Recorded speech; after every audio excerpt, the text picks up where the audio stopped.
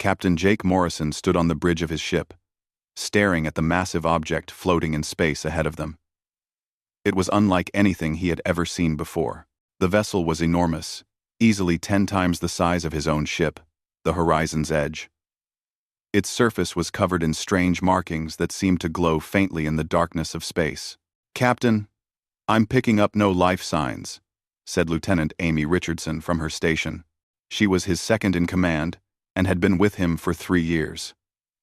"But there's definitely power running through that thing. Something is still working inside." Something. Jake nodded slowly. They had been mapping this region near the Veil Nebula for 2 weeks now. It was supposed to be empty space. Nothing but dust and distant stars. But this ship changed everything. This was proof that humanity was not alone in the universe. "Get Carlos and Lisa to the airlock," Jake said. "We're going over there." Amy turned to look at him with worried eyes. "Sir, we don't know what's on that ship. It could be dangerous. That's why I'm taking our best engineer and our doctor," Jake replied with a slight smile. "If something goes wrong, I want people who can fix it or patch me up." 20 minutes later, Jake floated through the cold vacuum of space toward the alien vessel. Behind him came Carlos Bennett, their chief engineer, and Lisa Grant, their medical officer. They had cut through a sealed doorway on the side of the ship and entered through an airlock that still seemed to function despite the ship's apparent age. Inside, the corridors were dark except for the lights from their helmets. The walls were smooth and curved in ways that human ships never were.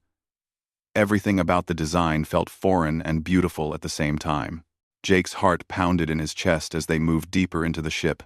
"These symbols are everywhere," Carlos said, running his gloved hand along the wall. "I think they might be some kind of language. Look, this one repeats every few meters. Stay focused," Jake reminded him. "We're here to find out what this ship is, and if there's anyone on board."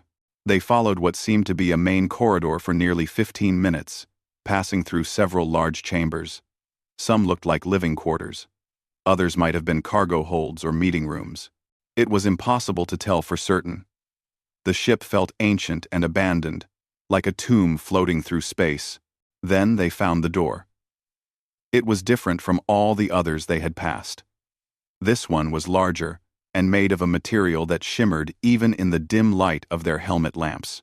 Strange symbols covered its surface, more elaborate than any they had seen before. "I think this is important," Lisa said quietly. "This door was built to protect something." Carlos examined the controls next to the door. "Give me a few minutes. I might be able to get it open." Jake watched as Carlos worked, connecting his portable computer to the alien systems. It took nearly 30 minutes, but finally, the door began to slide open with a soft hiss. Cold air rushed out, making their suit sensors beep with warnings. Beyond the door was a chamber unlike anything Jake had imagined. The room was circular and bathed in soft blue light that came from panels in the ceiling. In the center stood a large cylindrical pod made of crystal or glass. Inside the pod, Jake could see a figure suspended in some kind of liquid. "Oh my God," Amy's voice crackled through their communicators. She had stayed on the ship to monitor their progress. "Captain, are you seeing this?" "Yeah," Jake replied, moving closer to the pod. "I'm seeing it." The figure inside was clearly not human. She was tall, perhaps 7 feet if she stood upright, with skin that had a slight purple tint to it. Her features were elegant and alien, with large eyes that were closed in what looked like sleep. She wore robes that seemed to float in the liquid around her. On her head sat what could only be described as a crown, delicate and beautiful. "She's in stasis," Lisa said, scanning the pod with her medical equipment. "Her vital signs are weak, but stable. She's been asleep for a very long time." Carlos was examining the controls at the base of the pod.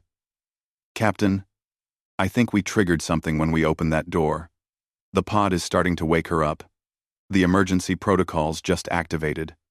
Number. Jake's mind raced. They had to make a decision quickly. "Can we stop it?" "I don't think so," Carlos replied. And even if we could, I'm not sure we should. Look at these readings. Her stasis chamber is failing. She's been in here for centuries, maybe longer. If we don't let her wake up now, she might die anyway. Jake took a deep breath.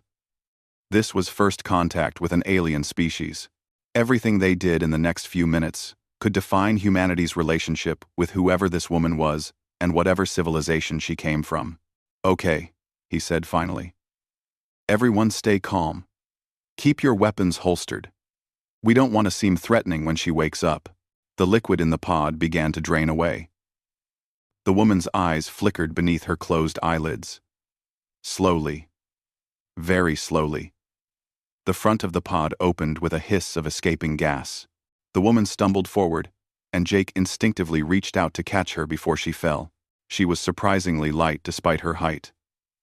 Her eyes opened, and Jake found himself staring into violet eyes that seemed to glow with their own light.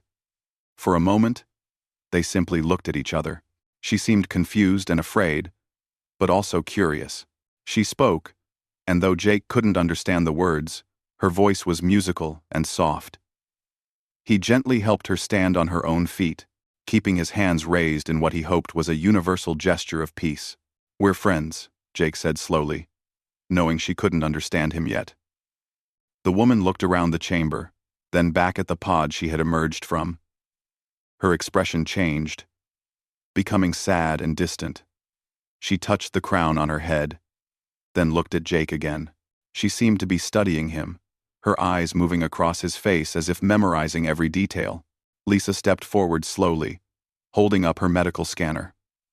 I just want to check if you're okay, she said gently, even though the alien woman couldn't understand. To their surprise, the woman nodded. It was a human gesture, but perhaps some things were universal.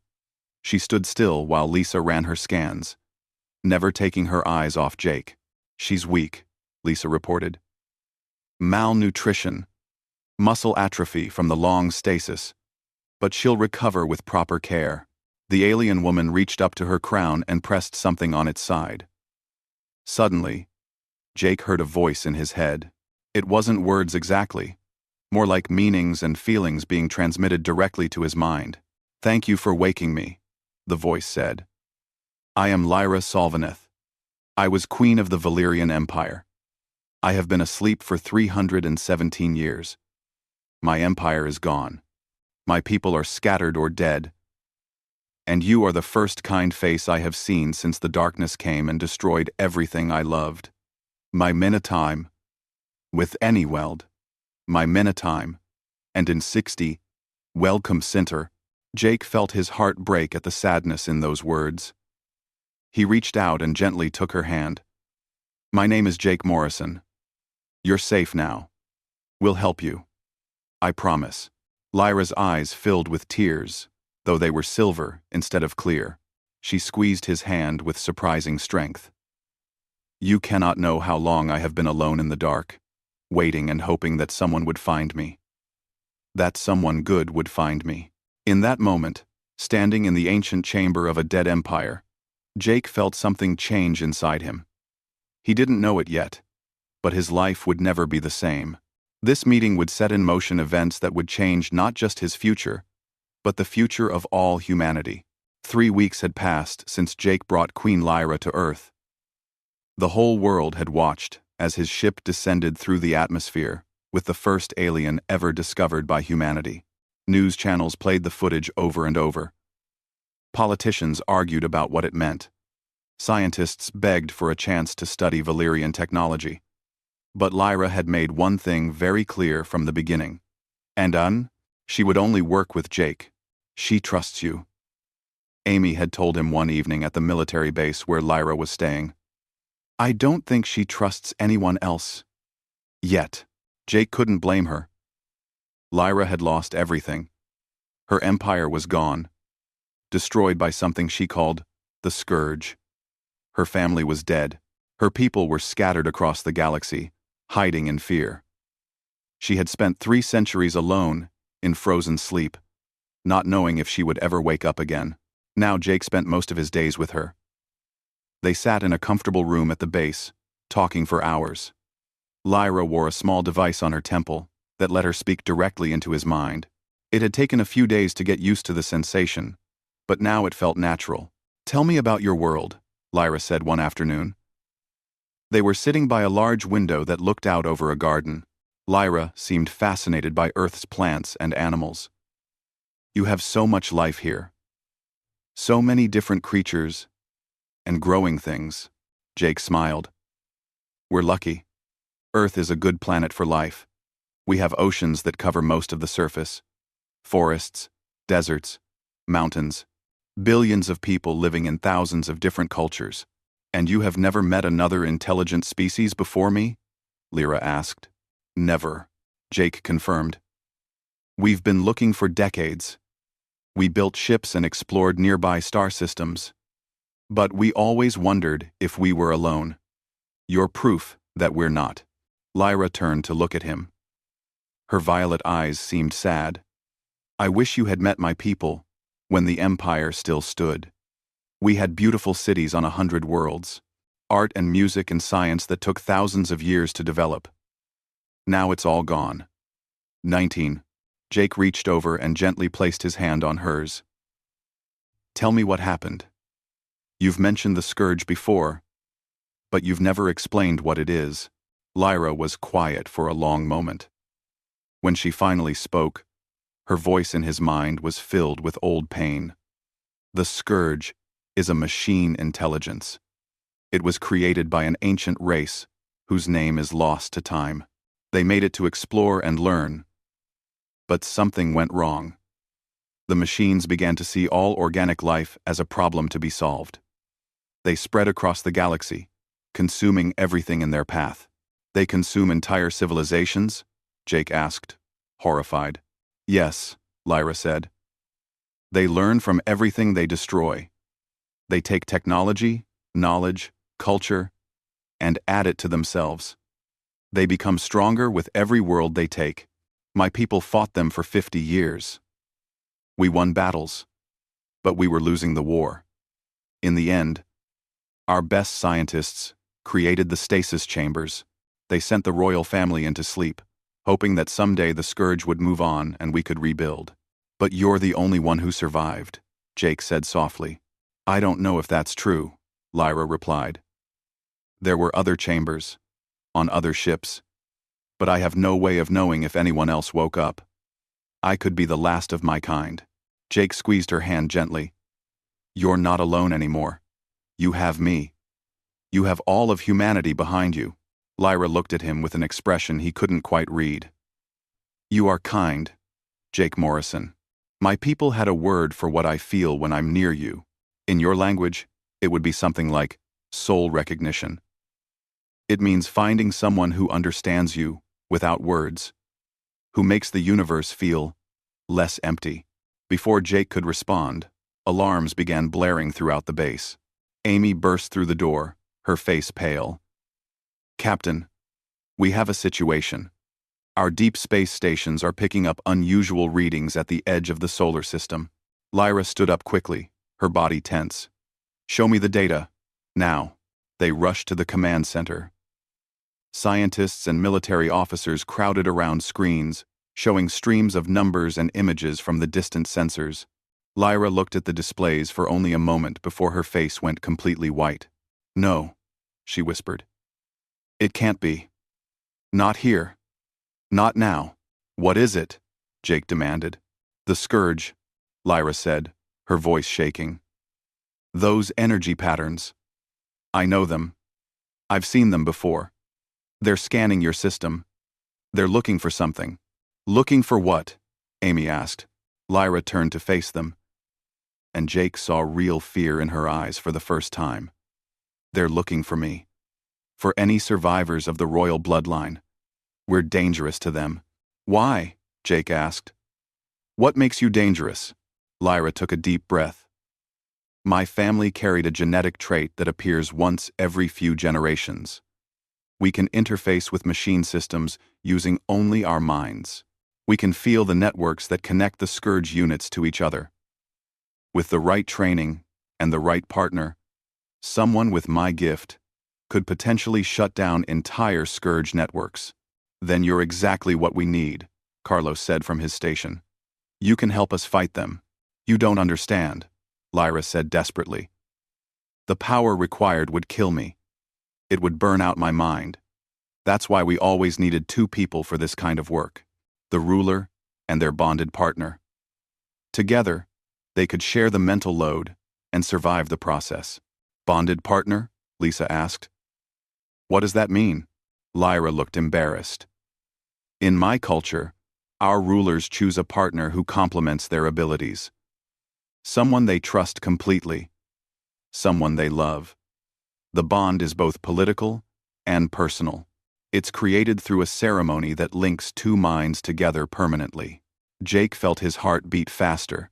He was starting to understand what Lyra was saying. You need someone to bond with. Someone who can help you use your abilities without dying. Yes, Lyra said quietly. But I have no one. All my potential partners died centuries ago. And even if I found someone, the bond requires deep trust and affection. It cannot be forced. It must be chosen freely by both people. The room fell silent. Everyone was looking at Jake and Lyra, seeing something that neither of them had put into words yet. The connection between them had been growing for 3 weeks. Everyone had noticed it. How long do we have? Jake asked, turning to Amy. Before the Scourge finds us? Based on their current trajectory and scanning pattern. Maybe 2 weeks, Amy replied. Maybe less. Jake looked at Lyra. She looked back at him, and in that moment, something passed between them. An understanding. A recognition of what they both knew was true, but hadn't said out loud. We should continue this discussion later, Jake said finally. Right now, we need to prepare Earth's defenses and contact any Valyrian survivors who might be out there. Over the next few days, Lyra sent out messages using her ship's communication systems. Slowly, responses came back. There were Valyrian survivors scattered across dozens of star systems. Not many. Perhaps a few thousand in total. But they were alive. And when they heard that a member of the royal family still lived, many of them began making their way toward Earth. But Jake knew that wouldn't be enough. They needed more than scattered refugees. They needed Lyra at full power. And that meant she needed a bonded partner. Late one night, Jake found Lyra standing alone in the garden outside her quarters. Earth's moon was full and bright in the sky. She looked up at it with a sad smile. On my homeworld, we had 3 moons, she said as Jake approached. I used to stand in the palace gardens and watch them rise. I never thought I would see moons again. Lyra, Jake said gently. We need to talk about the bonding. She turned to face him. I know. I've been thinking about it constantly. Jake, I cannot ask this of you. The bond is permanent. It would change you. You would share my thoughts and feelings for the rest of your life. You would be tied to me forever. What if I want that? Jake asked quietly. Lyra's eyes widened. You cannot mean that. You've only known me for 3 weeks. I know, Jake said, stepping closer.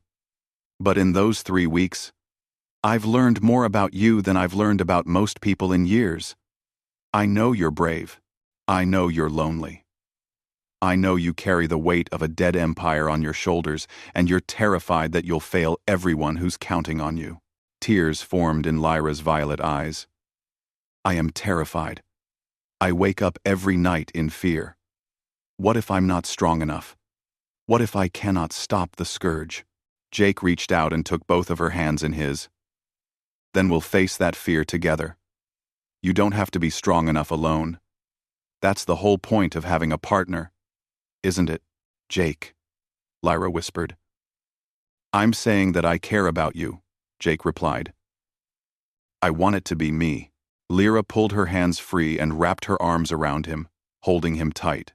Jake could feel her shaking against him. You would do this for me? Give up your freedom? Bind yourself to an alien queen you barely know? Jake held her close. I'm not doing it just for you. I'm doing it for Earth. For all the people counting on us to stop the scourge. And yeah, I'm doing it because when I'm with you, I feel like I'm exactly where I'm supposed to be. They stood like that for a long time, holding each other under Earth's moon. Finally, Lyra pulled back just enough to look into Jake's eyes. If we do this, there is no going back. Are you absolutely certain? Jake smiled. I'm certain. Then I accept, Lyra said softly. She reached up and touched his face with one long-fingered hand. Jake Morrison, you foolish, brave, wonderful human. You have no idea what you've just agreed to. Then I guess you'll have to show me, Jake replied, and for the first time since waking from her long sleep, Lyra laughed. The next morning, Jake woke up knowing that his life was about to change forever. Today was the day of the bonding ceremony. He got dressed in his military uniform. Looking at himself in the mirror, he looked the same as always, but inside he felt different, excited, nervous, ready. Amy found him in the hallway outside his quarters. Are you sure about this? She asked. Once it's done, there's no way to undo it.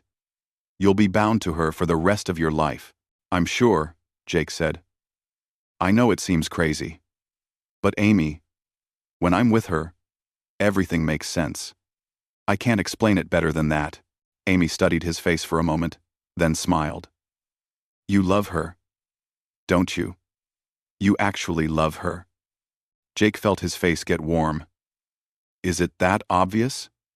Only to everyone who has eyes, Amy replied with a laugh.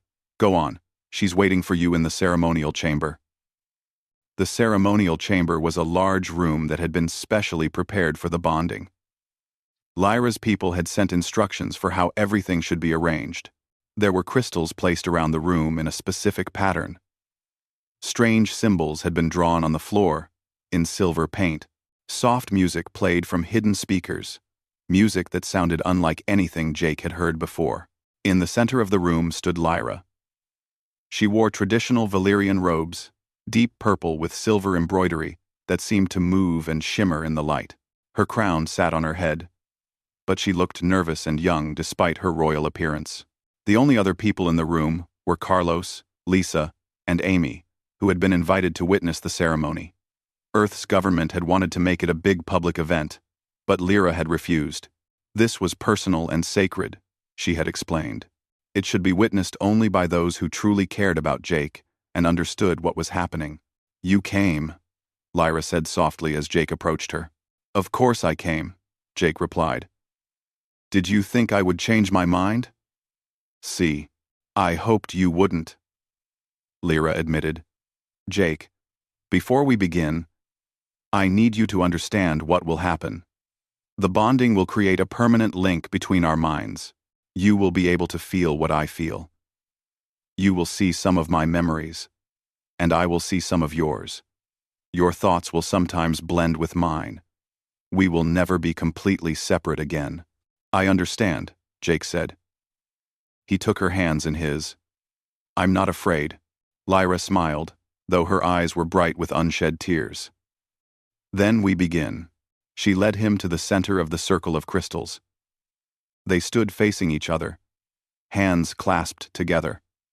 Lyra began to speak in her own language, words that sounded like music. The crystals around them began to glow with a soft light. Repeat after me, Lyra said, switching back to the mental communication Jake had grown used to. I offer my mind freely. Maybe see. Maybe see. Maybe see. I offer my mind freely. I offer my mind freely, Jake repeated out loud. I offer my heart without reservation. I offer my heart without reservation. I accept the bond and all it brings. I accept the bond and all it brings. The light from the crystals grew brighter. Jake felt something strange happening inside his head. It was like a door opening. And through that door, he could feel Lyra's presence. Not just her physical presence in front of him, but her thoughts, her feelings, her very essence. He felt her fear that he would reject her once he truly knew her. He felt her loneliness from centuries of being alone. He felt her hope that maybe, Just maybe, she had found someone who would stand beside her no matter what came, and he felt her love. It was new and fragile, but it was real. She loved him, and she was terrified that he would discover this and think less of her for it. "Lyra," Jake said softly, speaking with both his voice and his mind. "I feel what you feel, and you should feel what I'm feeling too." Through the bond, he let her sense his emotions, his respect for her strength, his admiration for her courage, his growing affection that had been building since the moment he caught her as she stumbled from the stasis pod. And yes, the early stirrings of love that he hadn't wanted to admit even to himself. Lyra gasped. Tears ran down her face, silver against her purple skin. "You truly care for me. This is not just duty or pity." "Never pity," Jake said. "How could I pity someone so much stronger than me?" The light from the crystals exploded outward, washing over both of them. Jake felt the bond lock into place, solid and unbreakable. In that moment, he experienced a flood of Lyra's memories. He saw her childhood in a beautiful city under alien stars. He saw her coronation as a young queen. He saw the war against the Scourge, the desperate battles, the slow realization that they were going to lose. He saw her saying goodbye to her family as they each entered their own stasis chambers, never knowing if they would see each other again. And Lyra saw his memories too. His childhood on Earth, his decision to join the military and explore space, his years of searching for something more, something meaningful, his loneliness that matched her own. Though his had lasted only years, while hers had lasted centuries. When the light faded, they were still standing hand in hand. But everything had changed. Jake could feel Lyra in the back of his mind. A warm presence that felt like coming home. When he looked at her, he saw her not just with his eyes but with an understanding that went beyond words. "The bond is complete," Lyra whispered. She leaned forward and rested her forehead against his. "You are my bonded partner now. My king. And I am yours." Jake wrapped his arms around her, and she melted into his embrace. They stood like that for a long time, while their friends watched with tears in their eyes. Finally, Carlos cleared his throat. "So, congratulations? Is that the right thing to say?" Lyra laughed, the sound bright and happy. Over the next few days, Jake learned what it meant to be bonded with Lyra. The mental connection was strange at first. He would think something, and Lyra would respond before he even said it out loud. Her emotions would wash over him at unexpected moments. When she was happy, he felt light and warm. When she was sad, he felt the weight of her grief. But there were beautiful moments too. They discovered that they could share dreams. Jake would fall asleep and find himself walking through Lyra's memories of her homeworld, seeing it as clearly as if he were really there. And Lyra experienced Earth through his eyes, understanding why he loved the smell of rain and the sound of ocean waves. "It's like being two people and one person at the same time," Jake tried to explain to Amy one day. They were in the military planning room, reviewing defensive strategies. "Does it feel wrong?" Amy asked carefully.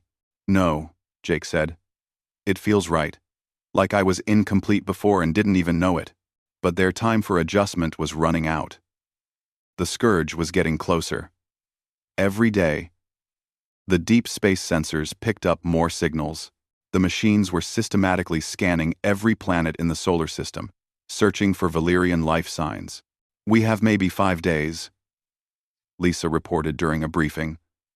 "Then, they'll reach Earth's orbital space." Valyrian survivors had been arriving steadily. There were now about 2,000 of them gathered near Earth, bringing their ships and their knowledge of fighting the Scourge. But everyone knew it wouldn't be enough. "We need to test the bond," Lyra said during one of their strategy meetings. "Jake and I need to see if we can actually use our combined abilities before the Scourge arrives." They set up a controlled test in a secure facility. Lyra would attempt to interface with a captured Scourge probe that had been found drifting in space years ago. With Jake's help through the bond, she would try to access its systems and shut it down. Jake stood beside Lyra as she placed her hands on the probe. He could feel her gathering her power, reaching out with her mind toward the machine. Through the bond, he felt what she felt. The probe's systems were like a maze of dark corridors, hostile and alien. Lyra pushed deeper into the probe's network, but the strain was immense. Jake felt her pain as if it were his own. Without thinking, he reached out through the bond and took some of that burden on himself. The pain split between them, becoming bearable. Together, they moved through the probe's defenses. Jake found that his human way of thinking, so different from the Valyrian approach, helped them find paths that Lyra wouldn't have considered on her own. Where she tried to overpower the systems, he found ways to trick them. Where she used force, he used cleverness.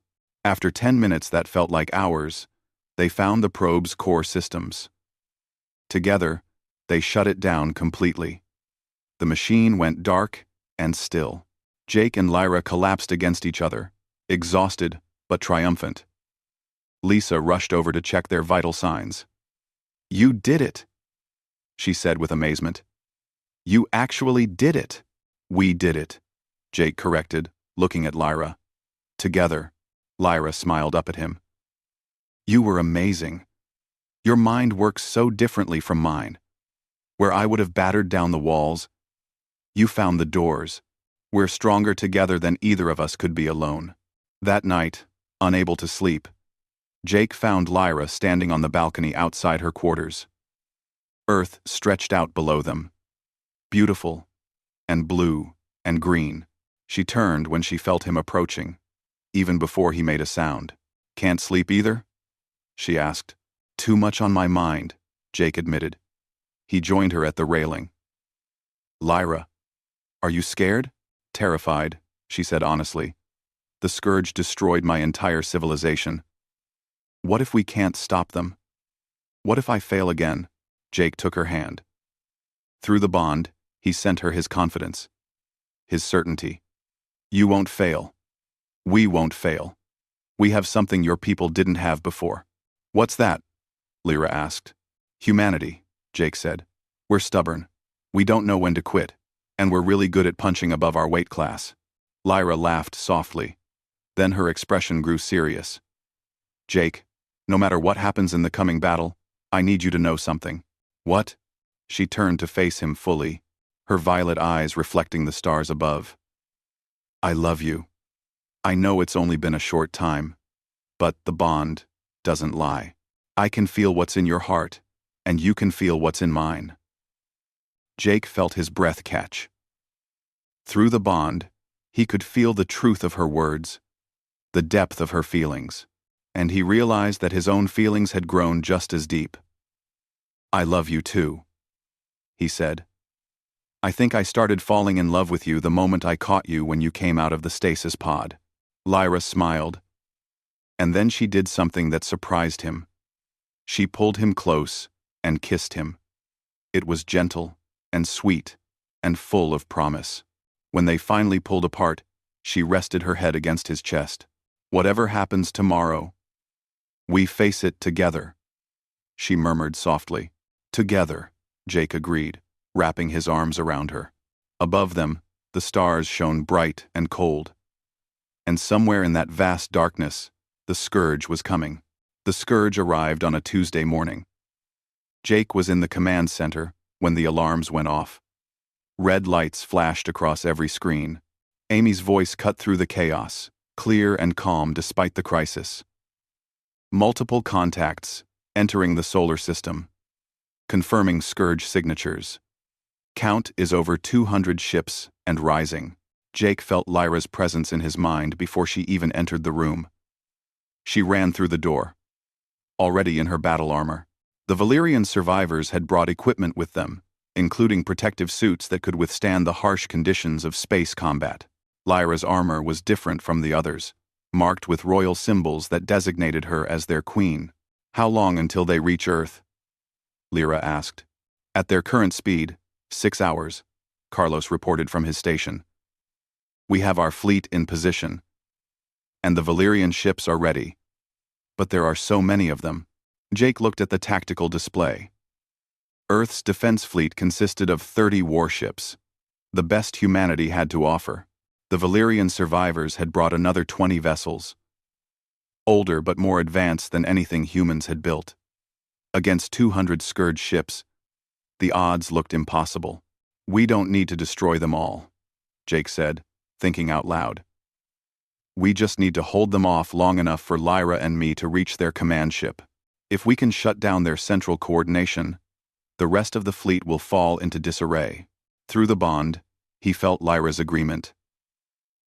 "That's the strategy that has worked before," she said. "But we'll need to get very close. The command ship will be heavily defended. Then we'll need a distraction," Amy said.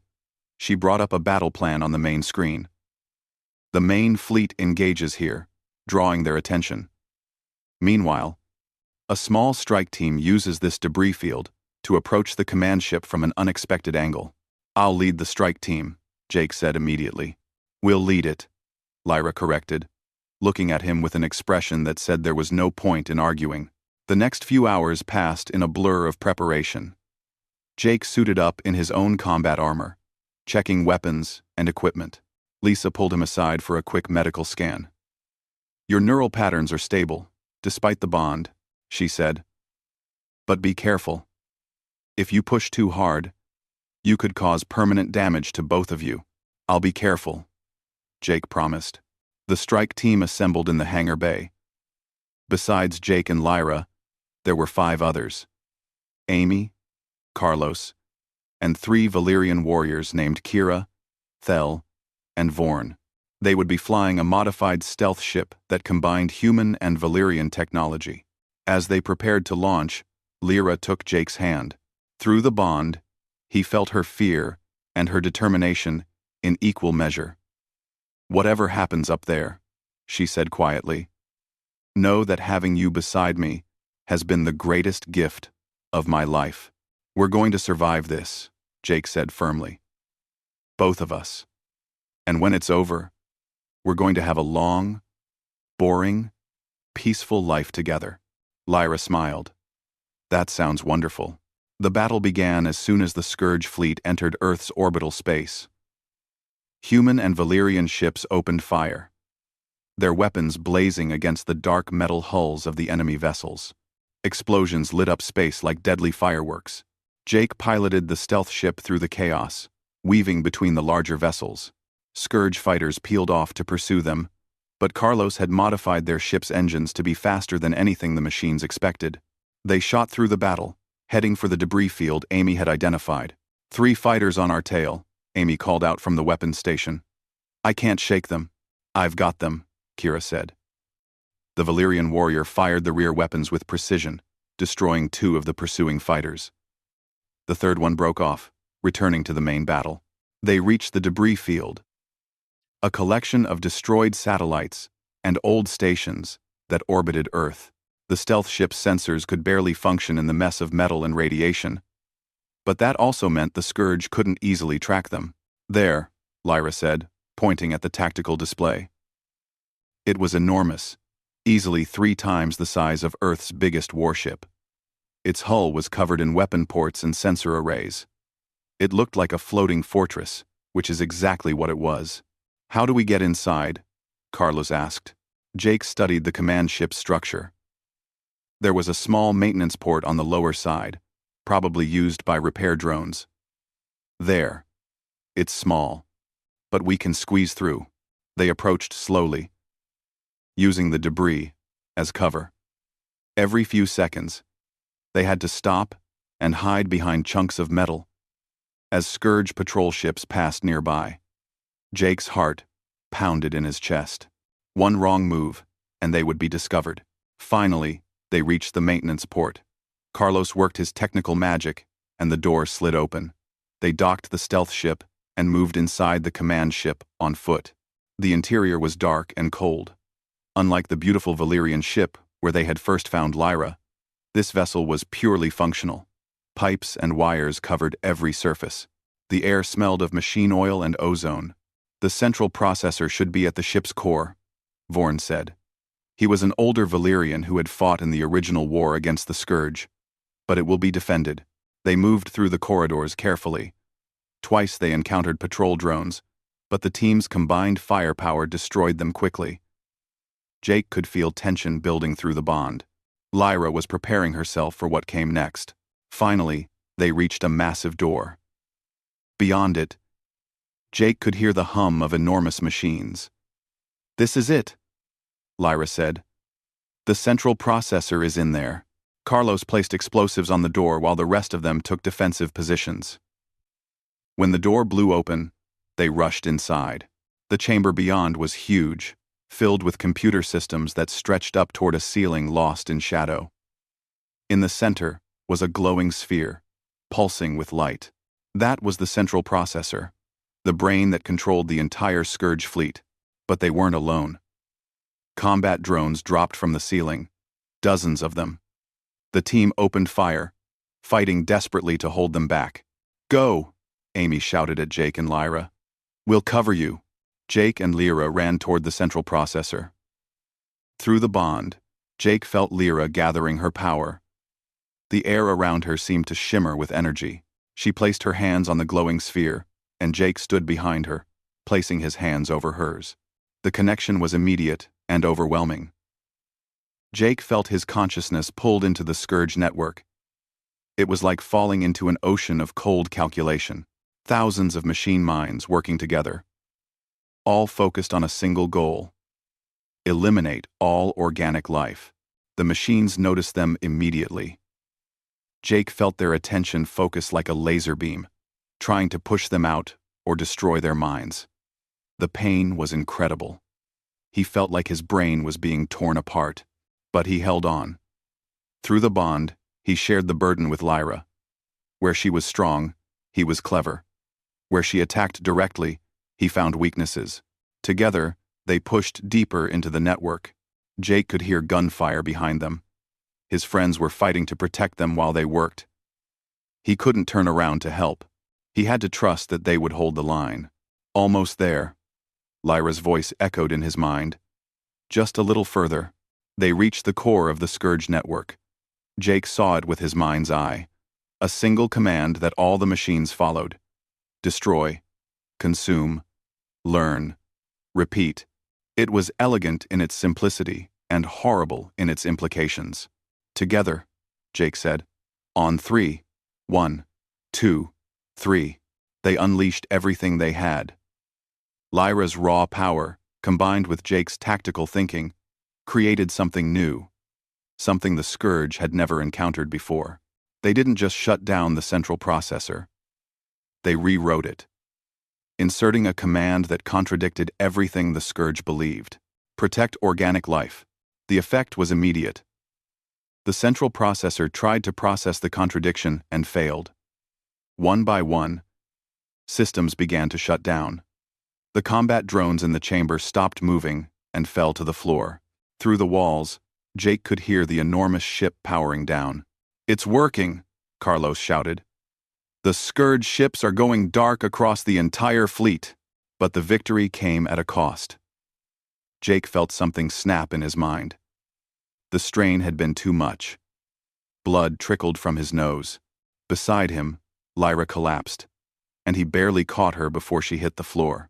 "We need to get out of here," Amy said, helping Jake support Lyra's weight.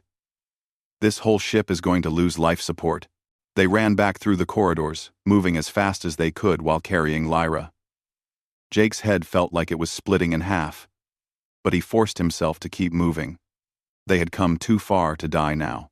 They reached their stealth ship and launched just as the command ship's main power failed completely. Around them, the Scourge fleet was drifting aimlessly. Without central coordination, the machines couldn't function properly. "All ships, target the disabled Scourge vessels," Amy transmitted to the human and Valyrian fleet. "Don't give them a chance to regroup. Target the disabled Scourge." The battle continued. But now humanity and the Valyrians had the advantage. One by one, the Scourge ships were destroyed. It took hours, but finally, the last enemy vessel was reduced to debris. They won. Jake sat in the medical bay of the orbital station, Lisa working on both him and Lyra. The Valyrian queen was unconscious but stable. Jake felt her presence in his mind, weak but still there. The bond had held through everything. You both have significant neural damage, Lisa said seriously. You'll recover, but it will take time, and you won't be able to use your combined abilities like that again. The strain would kill you both. Redder 1. Laming lime. Laming lime. Laming lime lime. Just a bound. Laming lime lime. And the bound they won. That's okay, Jake said quietly, holding Lyra's hand. We did what we needed to do. The Scourge's central command is destroyed. They can't coordinate another attack like this. Amy entered the medical bay, looking exhausted but happy. The council wants to meet with you both. They're talking about forming some kind of alliance between Earth and the Valyrian survivors. They want you and Lyra to be ambassadors. Jake looked at Lyra's sleeping face. Through the bond, he sent her a feeling of safety and love. That sounds good, he said. But first, we need to rest. We've earned it. Yes, you have, Amy agreed. She smiled. You know, when I first saw you catch her in that stasis chamber, I never imagined it would lead to all of this. Neither did I, Jake admitted. But I wouldn't change a thing. Later, when Lyra finally woke up, the first thing she did was reach for Jake's hand. Did we win? She asked weakly. We won, Jake confirmed. The Scourge is defeated. Earth is safe. Your people are safe. Tears rolled down Lyra's face. After 300 years, it's finally over. Not over, Jake corrected gently. Just beginning. Now we get to figure out what comes next. Together. Together. Jakers on. Jakers on. Jakers on. Jakers on. Jakers on. Jakers on. Jakers on. Jakers on. Jakers on. Lyra smiled and squeezed his hand. Together, she agreed. 6 months had passed since the battle with the Scourge. Jake stood at the window of their new home, watching the sunset paint the sky in shades of orange and purple. The house was simple but comfortable, built on a colony world called Haven, where humans and Valyrians lived together. What are you thinking about? Lyra asked, wrapping her arms around him from behind. Through the bond, she could feel his emotions, but she still liked to hear him put his thoughts into words. How strange life is, Jake replied, leaning back against her. 6 months ago, I was just a ship captain, mapping empty space. Now I'm married to an alien queen and helping build a new civilization. Lyra laughed softly. Is it too strange? Do you regret it? Never, Jake said firmly. He turned to face her, placing his hands on her waist. This is exactly where I want to be. The past 6 months had been busy but good. After they recovered from their injuries, Jake and Lyra had worked with Earth's Council and the Valyrian survivors to create a new government. They called it the Federation, a union of equals where both species had a voice. Lyra had been crowned Queen of the Valyrians in a ceremony that combined old traditions with new ones. Jake stood beside her as her bonded partner and king, though he insisted on a much simpler title. Just call me Jake, he told everyone who tried to use fancy names, but they didn't rule from a throne room or a palace. Both of them had seen enough of politics and war. They chose instead to be representatives, voices for their people, but living normal lives when they could. Haven was perfect for that. The colony world had been established 5 years ago by human settlers, but now Valyrians were arriving too. The two species were learning to live together, sharing their knowledge and cultures. There were challenges, of course, different customs, different ways of thinking. But mostly, there was curiosity and friendship. Come on, Lyra said, tugging on Jake's hand. We're going to be late for dinner. They walked through the streets of Haven's main settlement. It was a small town, only a few thousand people total, but it felt alive with possibility. Human children played in the streets alongside Valyrian younglings. Shops sold goods from both worlds. In the town square, someone had planted trees from Earth next to trees brought from the old Valyrian homeworld. Amy had invited them to dinner at her new home. She had decided to retire from active military duty and become a teacher on Haven.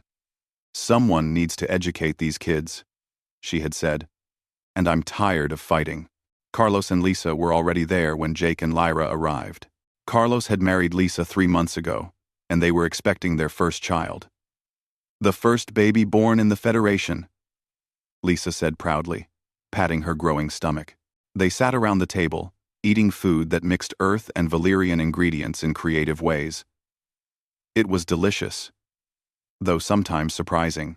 Jake still wasn't used to the blue vegetables that the Valyrians loved. "Have you heard the news from Earth?" Amy asked. "They're planning to build 10 more colony ships. They want to establish settlements on other worlds where Valyrian survivors are living." "That's good," Lyra said. "The more our peoples interact, the stronger the Federation becomes." "I still can't believe we pulled it off," Carlos said, shaking his head. "We had no choice," Jake replied. "But I'm glad we did it together." After dinner, Jake and Lyra walked home slowly, enjoying the warm evening air. Above them, Haven's 2 moons were rising, one silver and one pale blue. Lyra stopped to look at them, and Jake felt a wave of contentment through the bond. "What is it?" he asked. "I'm happy," Lyra said simply. "For the first time in centuries, I'm truly happy. I have a home. I have friends. I have you. The scourge is gone. My people have a future again." Jake pulled her close. "You deserve to be happy. You've earned it 1,000 times over." They continued walking, and Lyra asked, "Do you ever miss your old life? Before you found me?" "Sometimes," Jake admitted honestly. "I miss the simplicity of just flying through space and exploring. But I wouldn't trade what I have now for anything. Besides, we can still explore. We just do it together now." "Speaking of which," Lyra said with a smile, "I've been thinking. Once things settle down more, maybe we should take a trip. Visit some of the other colony worlds. See how the Federation is growing." "I'd like that," Jake said. When they reached their house, they found someone waiting on their porch. It was Vorn, the older Valyrian warrior who had fought beside them in the battle. He stood up when he saw them approach. "Vorn," Lyra said, surprised. "What brings you here?" "Forgive the intrusion," Vorn said, bowing slightly. "But I have news. We've located another stasis chamber. It was on a ship, drifting in deep space, far from the battle zones." Lyra's hand tightened on Jake's. "Is there someone inside?" "Yes," Vorn said. "A Valyrian, still in suspended animation. The chamber is intact and functioning. We don't know who it is, but the ship's markings suggest it might be military personnel or possibly even nobility." Through the bond, Jake felt Lyra's excitement and hope. Every survivor they found was precious. Every Valyrian who woke from stasis was a gift. "Wake them," Lyra said immediately. "Bring them here to Haven. We'll help them adjust, just like Jake helped me." Vorn bowed again. "It will be done, my queen." He left, disappearing into the night. Jake and Lyra went inside their house.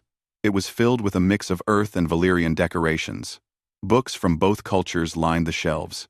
Photos of their friends hung on the walls alongside Valyrian art crystals that displayed moving images.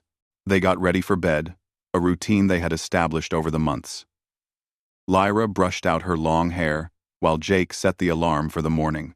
They would be meeting with some Federation officials tomorrow to discuss trade agreements.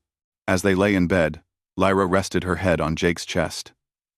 "Tell me a story," she said. It was something she asked for often. She loved hearing about Earth's history and myths. "What kind of story?" Jake asked, running his fingers through her hair. "Something hopeful," Lyra replied. "Something about new beginnings." Jake thought for a moment. "Okay. Back on Earth, there's an old story about a phoenix. It's a magical bird that lives for hundreds of years. When it gets old, it builds a nest and sets itself on fire. But from the ashes, a new phoenix is born. The bird dies, but it's also reborn, stronger than before. I like that story, Lyra said softly. It reminds me of us, of the Valyrians. We died, but we're being reborn, stronger because we're not alone anymore. On round. We came centered. I like that story. We came centered. I like that story. We came center divine. We came center divine. I like that story. Exactly, Jake said. He kissed the top of her head. You're my phoenix. Lyra lifted her head to look at him. Her violet eyes glowed softly in the darkness. And you're mine. Jake Morrison. My human king. Who saved me from the darkness. We saved each other. Jake corrected. They kissed, a slow, gentle kiss that spoke of love and trust and the bond that connected them. When they finally pulled apart, Lyra settled back against him with a contented sigh. I've been thinking about something, she said after a moment. What's that? Children, Lyra said quietly. Lisa told me that human and Valyrian biology is similar enough that we might be able to have children together. The doctors are studying it. Jake's heart skipped a beat. Is that something you want? Maybe, Lyra said. Someday. Not now, while we're still building the Federation. But eventually, I think you would make a wonderful father. Jake felt a warmth spread through his chest. I think you would make a wonderful mother. But you're right. We have time. Let's focus on making sure the Federation succeeds first. Agreed, Lyra said. She yawned, exhaustion finally catching up with her. I love you, Jake.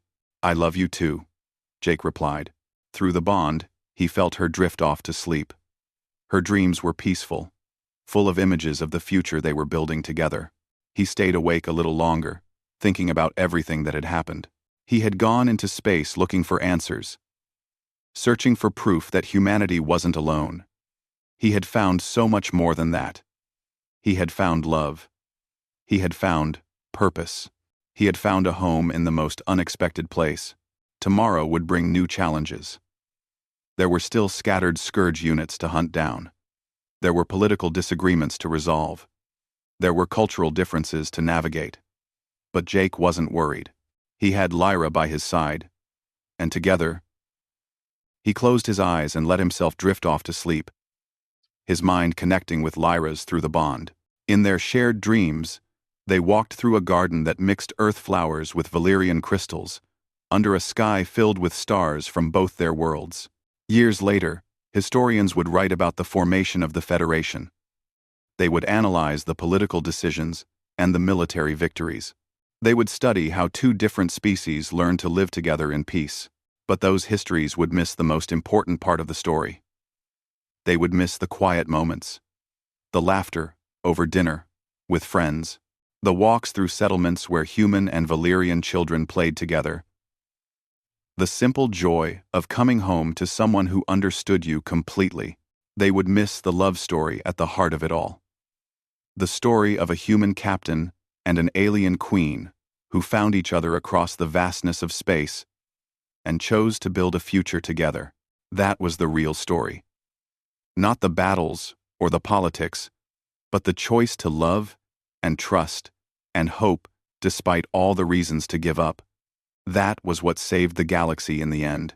Not weapons or technology, but the simple decision to care about someone different from yourself. And in their little house on Haven, under alien stars, Jake and Lyra slept peacefully, wrapped in each other's arms. They had fought their war. They had won their victory. Now they got to enjoy the greatest reward of all. A long, quiet, peaceful life together. The scourge was defeated. The Federation was growing stronger every day. More Valyrians were being found and awakened from stasis. Human and Valyrian children were learning together, playing together, building friendships that would last lifetimes. The future was bright and full of possibilities. and Jake and Lyra would face it together, just as they had faced everything else. Not as a captain and a queen, but as partners, as husband and wife, as two souls who had found each other across the impossible distances of space and refused to let go. Their story didn't end with a grand finale or a dramatic moment. It ended with something better. A beginning. The beginning of a new civilization. The beginning of a lasting peace. The beginning of a love that would endure for all the years to come. And sometimes, late at night when they couldn't sleep, Lyra would murmur softly in the darkness, "Human, will you be my king?" Just like she had asked all those months ago, during the bonding ceremony. And Jake would pull her close, wrapping her in his arms, and whisper back, "Always." That was their story. Simple, true, and more powerful than any weapon or any war. The story of how love can bridge any distance, heal any wound, and build any future. The story of how humanity and the Valyrians became one people, one federation, one family. All because a lonely queen and a curious captain chose to trust each other when it mattered most, and they lived happily, peacefully, and contentedly for the rest of their days.